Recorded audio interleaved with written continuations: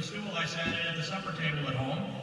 I was eat those cold mashed potatoes because there are people starving in China, and you're so fortunate to be born in America. I never really learned to like the cold mashed potatoes, but I did learn to love this country. And there's some solid underpinnings of what makes this country great. And they are the pillars of American exceptionalism. And most of them are in the Bill of Rights. Freedom of speech, religion, the press, the right to peaceably assemble and petition the government for redress of grievances. The Second Amendment, our property rights, and the Fifth Amendment.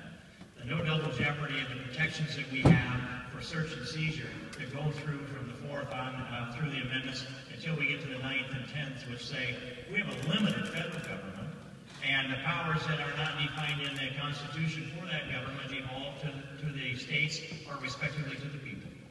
Now,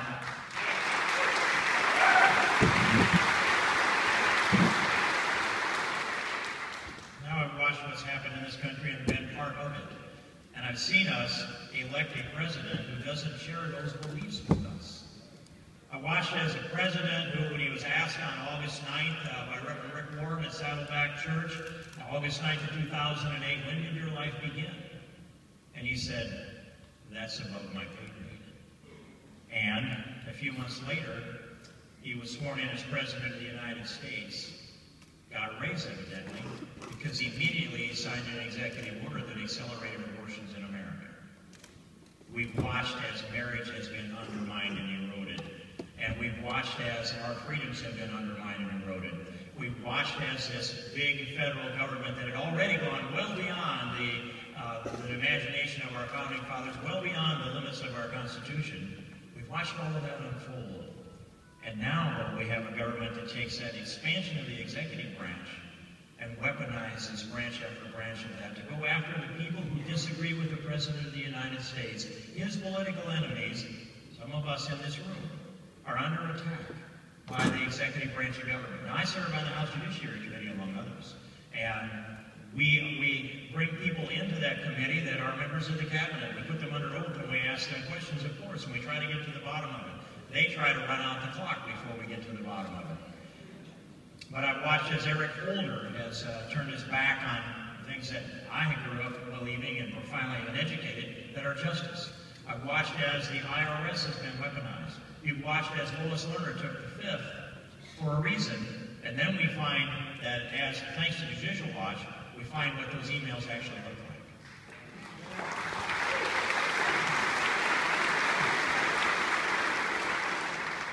I think we remember when there was another president that decided he'd use the IRS to punish his political enemies, and he didn't last very long.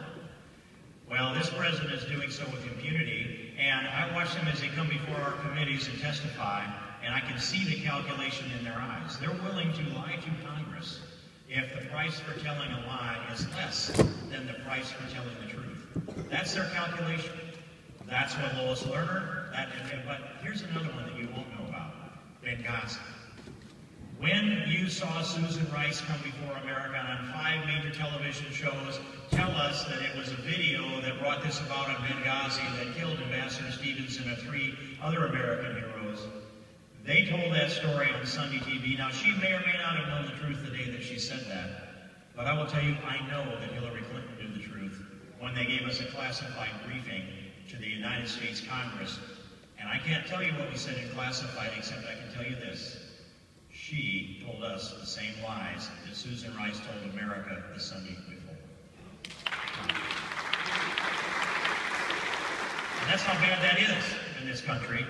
And I have lost a lot of, I know that I had a lot of confidence in this executive branch, but I've lost a sense of optimism that somehow their conscience might take the better of them and good sense might take over. It's not. And so I want to just simply do this. Abolish the IRS.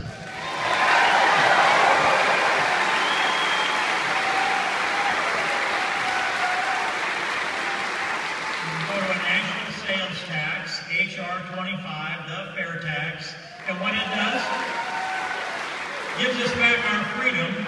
It does everything good that anybody's tax policy does. It is good, it does them all, and it does them all better.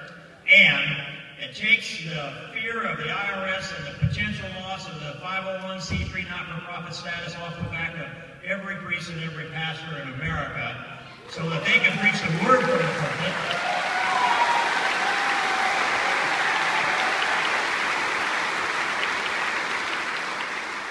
So I want my freedom back. I want your liberty back. And I want to restore the rule of law. I went down to the border a couple of weeks ago, and Michelle Bachman and I spent a couple of days there going about everywhere you could within a 48-hour period of time. And we saw, I've got video in my phone of a raft of 2 coyotes bringing a pregnant woman into America right under the nose of the Border Patrol. They essentially had their hands have been tied by the President of the United States. We've got to restore the rule of law.